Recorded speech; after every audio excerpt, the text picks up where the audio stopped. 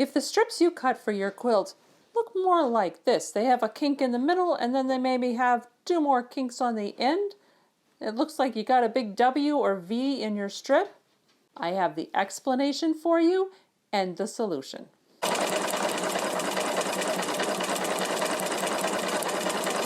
To explain this, I'm going to use a piece of graph paper. We are going to pretend that the graph paper lines are just like the grains of fabric. And as you probably know, you want your strips to be cut on the grain. That makes so that your squares don't bend and everything's more stable in your quilt. So I folded it in half like this and I'm going to cut a strip.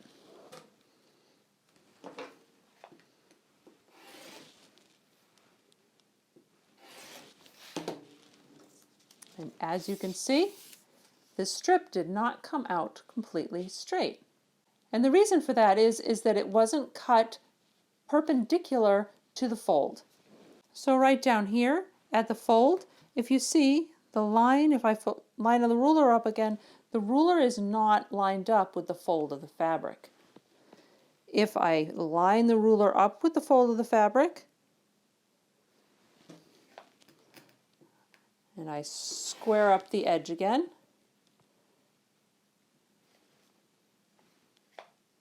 and then cut another strip, you can see that this strip is perfectly straight. And what's nice about this strip is that it's also on grain. To illustrate that it's the fold that makes the difference and not the grain of the fabric in cutting a straight strip, I'm going to illustrate by cutting another strip, and this time I'm folding this fabric, the paper, you can see completely off grain. The lines of the graph paper do not line up with the fold. But I am able to cut a straight strip out of this piece of paper. It might not be on grain, but it is straight. I'm lining up my ruler with the fold. And still lined up with the fold.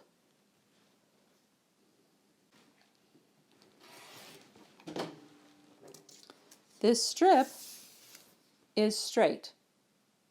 It's completely off grain because I folded it off grain, but it is completely straight. So what does that mean for folding your fabric? When we cut fabric for quilts, we usually start by cutting width of fabric strips. This is abbreviated WOF, usually in patterns. And then after we cut those strips, then we cut them into further pieces. So width of fabric means from one selvage to the other selvage. These are the selvages here. Sometimes they're white, sometimes they're just part of the fabric, but they always have a finished edge on them. To make sure that the fabric is on grain, you want to make sure that these two edges, the selvages, are nicely parallel to each other. They match nicely. They're not like this, but they're nice matched like this. And then on the other end, you're going to smooth this down, and then you don't want this to happen. If you look down at the bottom here, this doesn't come out folded nicely.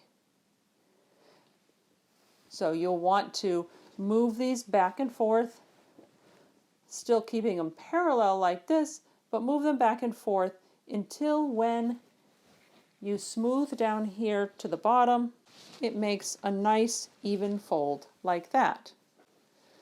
This ensures that your fabric is on grain. These threads on the side hopefully are perpendicular to any threads going through the fabric, though with some fabrics it doesn't actually happen, but it should.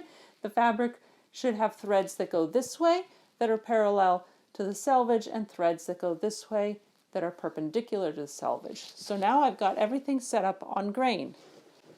I do want to point out though that if this was a piece of fabric, I've already cut it over here, but if I was lining up a new piece of fabric from the store, that these edges on the side might not match up. And that's okay. You just want to make sure that the selvages are lined up like this and that there is a nice fold down at the bottom. Now lots of people do use long rulers and cut just like this with the fabric spread out like this. I have a whole nother video that talks about how to keep your ruler from slipping, and in that video I explain why I fold twice. But I fold twice. So I take my fabric again and I fold, and I match that fold up with the selvages. Again, just like this, with the selvages lined up with the fold. And if I didn't line it up straight, again, there would be a messed up fold here. So you'd want to line them up until you have a nice fold. Now let's think back about our paper with our straight strip and our crooked strip. It's really important to cut perpendicular to the folds. And I have two folds here now. So not only do we have to cut perpendicular to this fold, but we also have to cut perpendicular to that fold, which means that these two folds have to be parallel. And you can check to see if they are parallel by lining one fold up along your ruler and then checking the bottom to see if the bottom also lines up with the ruler.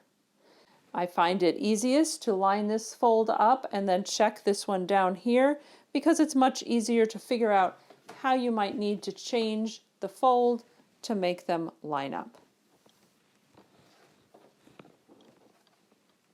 If you're having trouble getting the folds to be parallel to each other and then also have the selvages seem to look right, concentrate on the folds. You need those two folds to be both perpendicular to your cut, or else you're going to have a crooked strip in some point. So once I have the folds lined up with the ruler, I can make my first cut to square off the end. I am a mat flipper because you always want to cut away from yourself. So I always rotate my mat around, and then as I make each cut for my quilt, I make sure, one, that this line obviously is lined up with the ruler correctly, and then both these lines are as well. Sometimes when you have a very long piece of fabric, you might need to do that squaring up and refolding again a few times as you cut your length of fabric into strips.